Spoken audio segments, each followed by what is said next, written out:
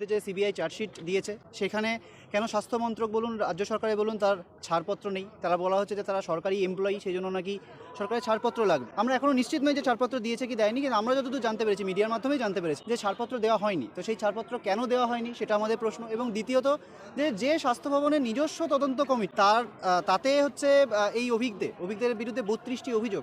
স্বাস্থ্য ভবনের যে তদন্ত কমিটি নিজে তার তদন্ত করলো, তার বিরুদ্ধে শাস্তির সুপারিশ করলো, তারপরেও আজকে মেডিকেল কাউন্সিল স্বায়ত্তশাসিত সংস্থা। আমরা জানি এটা আমাদের আলাদা করে বোঝানোর কোনো জায়গা নেই। অনেকে বলছেন ওটা তো স্বায়ত্তশাসিত সংস্থা, ওর রাজ্য সরকার কি করবে।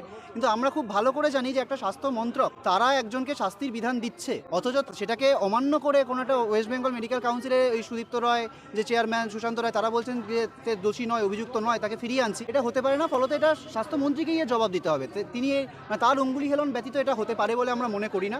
তো সেই জায়গাটাও আমাদের জবাব চাওয়ার থাকবে যে কেন এটা হচ্ছে স্বাস্থ্যমন্ত্রীর কাছে, স্বাস্থ্য মন্ত্রকের কাছে।